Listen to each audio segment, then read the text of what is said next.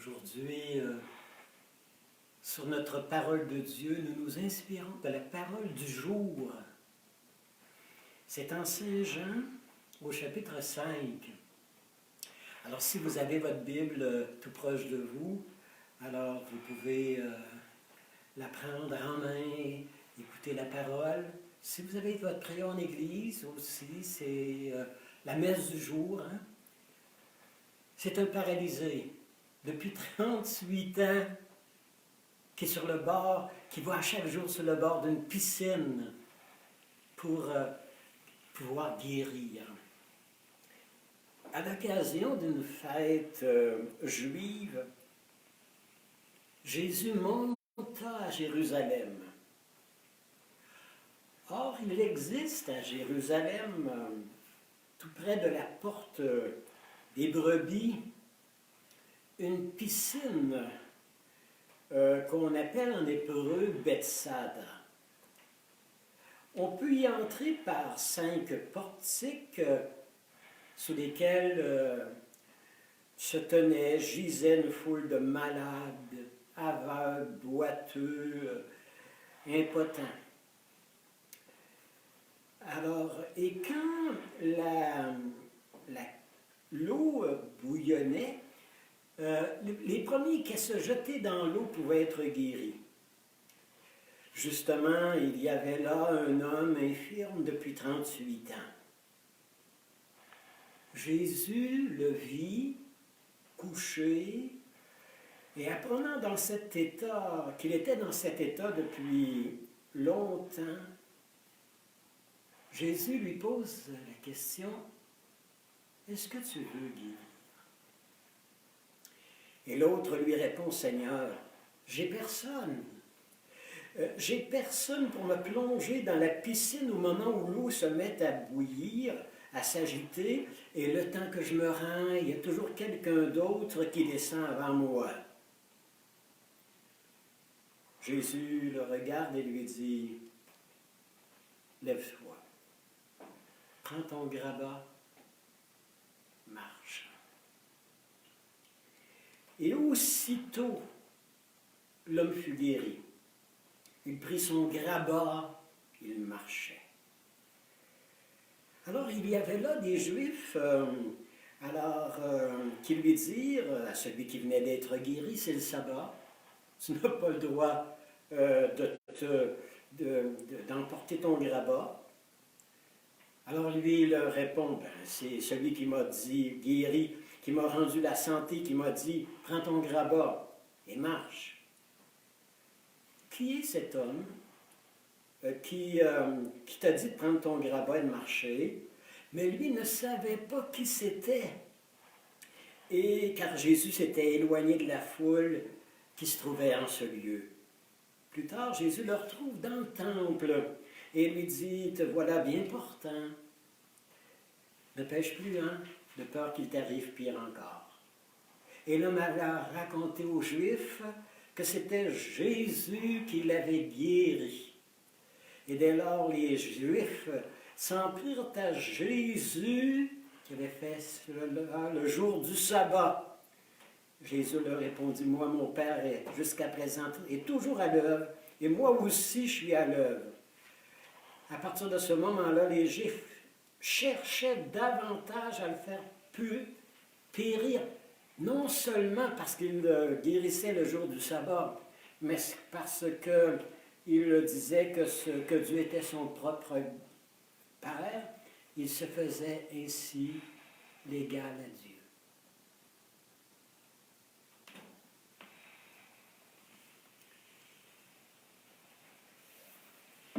Quelle parole, quelle espérance, hein? Quelle consolation, quel réconfort nous apporte cette parole d'aujourd'hui encore une fois. D'abord,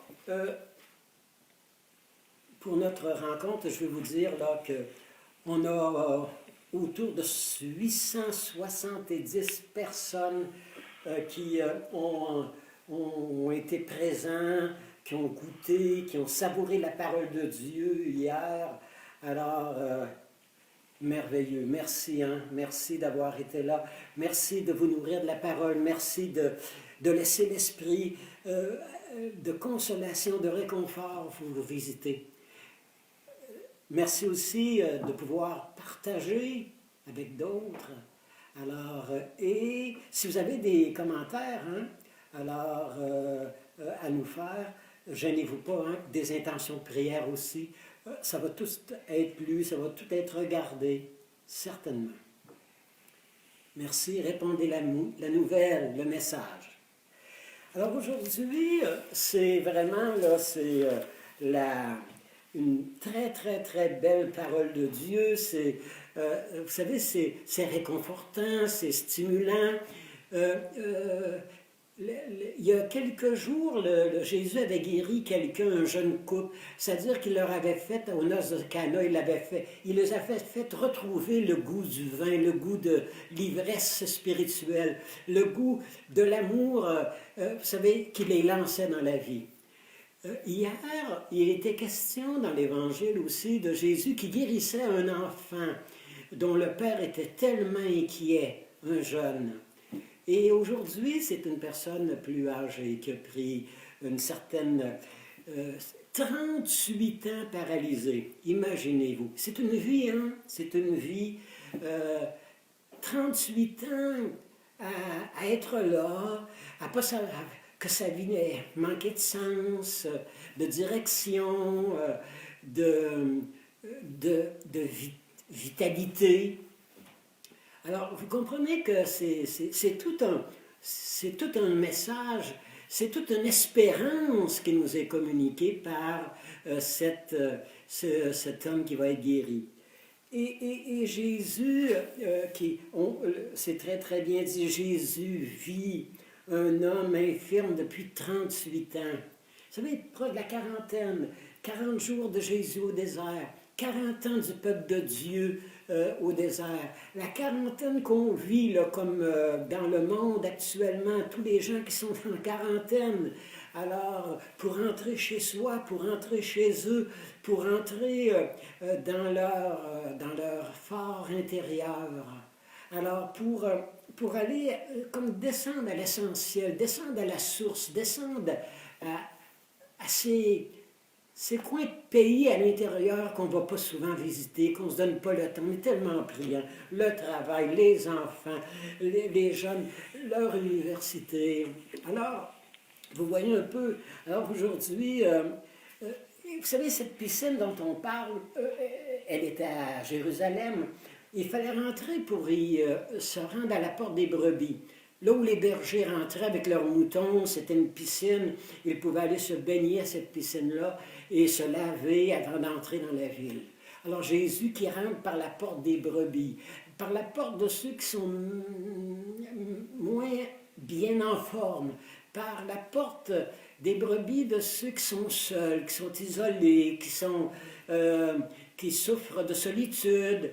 Alors, que ce soit des personnes âgées, que ce soit parmi nos jeunes, alors qui ne comprennent pas toujours qu'est-ce qui se passe avec notre monde d'aujourd'hui, où est-ce qu'on s'en va, où est-ce que la planète s'en va.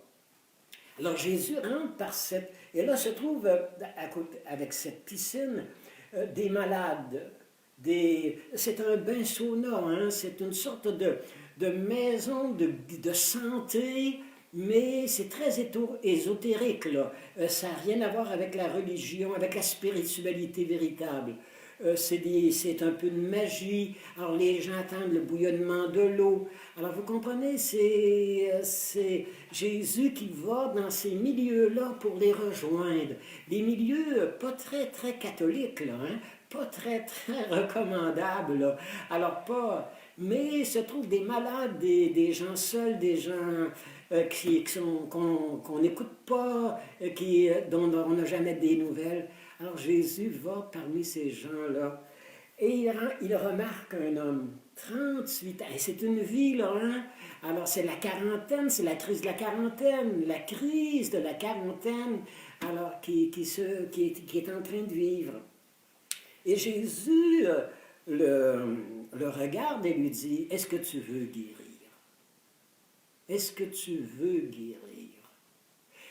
À quoi servirait de lui donner la santé et de lui rendre les forces s'il n'y a pas le goût de vivre, s'il n'y a pas une passion de vivre, s'il n'y a pas un désir d'apporter quelque chose à la société, à la planète, de changer notre monde aujourd'hui, de travailler un monde meilleur. Souvent, vous savez, on ne veut pas toujours guérir. Hein? On ne veut pas toujours changer. Hein? On ne veut pas toujours se laisser transformer. Hein? S'il fallait que Jésus rentre pour de bon dans notre vie, et si jamais Jésus prenait le gouvernail de notre vie, de notre société, de nos santé, qu'est-ce qui se passerait? On n'a pas... Et Jésus pose la question, est-ce que vous voulez guérir? Est-ce que tu veux être transformé par la parole de Dieu? Est-ce que tu veux être visité par l'Esprit? Est-ce que tu veux être envahi par cette force intérieure, cette vie intérieure? Ou bien c'était mieux faire ça à ta façon et garder le contrôle, garder vraiment, faire ça comme toi tu l'entends. Et à la question de veux-tu guérir, parce que vous savez, il y a certains qui ne veulent pas trop guérir, hein, parce que ça changerait trop leurs habitudes. Alors quand ça fait 38 ans qu'il est à rien faire et qu'il est en marge de la société, et là de rentrer dans la société, d'être obligé d'aller se retrouver un travail, d'être obligé d'aller suivre des cours pour se recycler comme personne qui a perdu, il a tellement perdu de temps dans la société. Jésus lui dit, veux-tu guérir? Veux-tu goûter la vie? Veux-tu rentrer chez toi? Veux-tu? Et l'autre lui dit, le paralysé lui dit, oui, j'ai personne. Il faudrait que je me jette à l'eau. Il faudrait que je plonge dans la piscine. Il faudrait que je me laisse porter par l'eau guérissante de la piscine. Et j'ai personne. J'ai personne pour me conduire, aller me jeter à l'eau quand je ne suis pas capable par moi-même. J'ai pas de force. J'ai personne. J'ai personne. Personne. Vous les entendez, les cris de tous ceux qui nous disent actuellement dans la situation, j'ai personne. J'ai personne pour me donner des nouvelles. J'ai personne pour m'entendre. J'ai personne pour m'accompagner.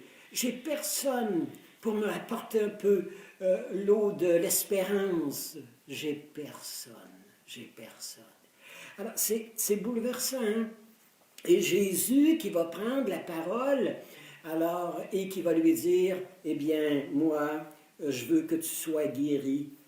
Tu te lèves, tu prends ton grabat, ce qui te sert de civière, et tu marches. Tu marches.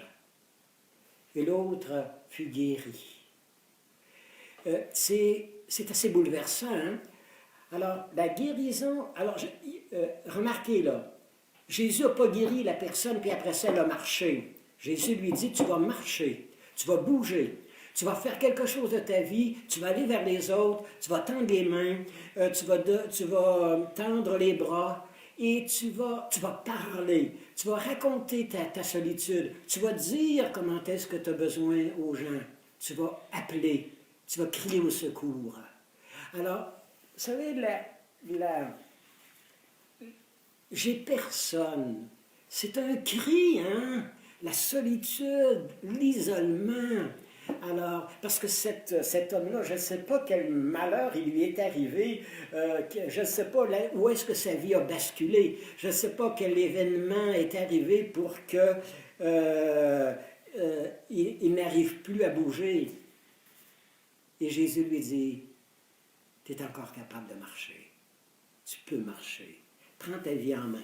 Je vais vous donner une très très belle... c'est un homme qui était venu à notre maison de thérapie à Montréal il y a plusieurs années, à la maison de Farion. Et c'est un alcoolique. Un alcoolique, vous savez, là, s'était rendu au plus haut point après des thérapies, après des revenir en thérapie et après avoir, il a enfin trouvé aussi sa spiritualité. Et quelqu'un, après les rechutes qu'il faisait, quelqu'un lui a suggéré d'aller à un groupe de partage d'évangile, comme il s'en trouve à plusieurs endroits dans nos paroisses, dans nos communautés, alors dans nos milieux. Et il partageait l'évangile avec sa communauté à chaque semaine, la parole de Dieu. Et à un moment donné, il lit une parole et il dit lui-même, hein, il en témoigne, alors que c'est comme s'il y avait une lame de feu qui lui avait traversé de bord en bord le cœur. Et comme il avait la certitude d'être guéri, la certitude qu'il s'était passé quelque chose et que la parole avait touché des fermetures, des blessures, des engorgements à l'intérieur de lui. La vie le traversait comme une eau de source, comme une eau vive, comme une eau qui purifie, comme une eau sainte. Alors, il avait la certitude d'être guéri. C'est un combat, hein? Alors, de reprendre un nouveau mode de vie, de changer ses habitudes, un grand changement. Et quand on lui demandait, quand il avait les tentations, parce que ça prend un certain temps, quand il y avait un combat spirituel à l'intérieur de lui, alors, quand on lui disait, mais comment, c'est quoi la parole qui t'a fait passer à travers? C'est quoi la parole qui t'a touché et qui a fait que tu t'as tombé dans la grâce, tu as tombé dans l'esprit, tu as tombé dans l'amour divin? Et il dit, on était en train de lire le Cantique des Cantiques. Et la parole qui m'a frappé, c'était « Malheur, meilleur que le vin, que l'alcool, meilleur que le vin sont l'amour de tes enfants, de ton épouse. Meilleur que le vin sont l'amour de Dieu, d'un enfant, d'un ami. » Et il dit qu'à chaque fois qu'il était tenté, il remontait en courant pour aller chercher alors la parole de Dieu, le rouvrir la parole pour être capable de continuer. Demandons au Seigneur d'avoir le goût de la parole, la faim de la parole. Seigneur, apprends-moi à manger l'Évangile, que je ne sois jamais rassasié, que je cherche dans ces pages le pain, la saveur du pain frais. Elle a été cuite pour moi ce matin, prise, et fait que je la dévore à pleines dents, cette parole, que je m'en nourrisse et que je sois guéri par cette parole. Si vous avez le goût ce matin de continuer à aller un peu plus loin, allez lire la parole d'aujourd'hui en Ézéchiel. Alors, vous savez, cette eau vive, là, alors, en Ézéchiel, où vous pouvez aller voir dans la parole de Dieu aussi. Alors, c'est au chapitre 38 de la parole. Regardez, je vous donne ça, c'est de toute beauté. C'est Ézéchiel qui dit, « J'étais au temple, et j'ai vu une eau qui jaillissait du cœur du temple. » Alors, quelqu'un m'a pris par les bras, il m'a fait sortir, il m'a fait faire le tour du temple. Et j'ai vu l'eau sortir du temple. C'était comme un petit rigolet, un filet d'eau. Alors, ça a fait un cours d'eau. Je suis venu pour traverser, j'en avais jusqu'aux pieds. Un peu plus tard, l'eau a monté. L'eau de notre foi, l'eau de notre spiritualité, l'eau de notre relation à Dieu, l'eau du pardon, l'eau de l'esprit. L'eau a monté et j'ai voulu traverser la rivière qui s'était formée. J'en avais jusqu'aux genoux, j'en avais un peu plus tard jusqu'aux reins. Et il est arrivé, l'eau a monté, la grâce a fait son chemin. Et à un moment donné, j'étais devant un torrent et je n'arrivais pas à traverser le torrent. À 40 ans, souvent dans la vingtaine, à 60 ans, on a un torrent à traverser. Est-ce que je vais continuer? Est-ce que je vais plonger? Est-ce que je vais avancer? Est-ce que je vais faire confiance? Est-ce que je vais me jeter dans l'océan de l'amour de Dieu? Et il dit, je ne pouvais pas avancer. Et on me dit, regarde l'autre côté de la rivière, l'autre côté du torrent, des arbres, les fruits, la verdure, la nature qui se refait, le printemps. Regarde dans 5 ans de ta vie, des prochaines années, ce qui s'en vient, ce qui va nous être donné, ce qu'on va faire fleurir. Et j'ai traversé le torrent et j'ai goûté aux fruits et j'ai été un être merveilleux de lumière, de paix. On écoute un chant. Vraiment là, y a-t-il quelqu'un? Le paralysé, il criait, y a-t-il quelqu'un, y a-t-il quelqu'un? Y a-t-il quelqu'un pour m'écouter? Y a-t-il quelqu'un qui pourrait m'aider à vivre? Y a-t-il quelqu'un?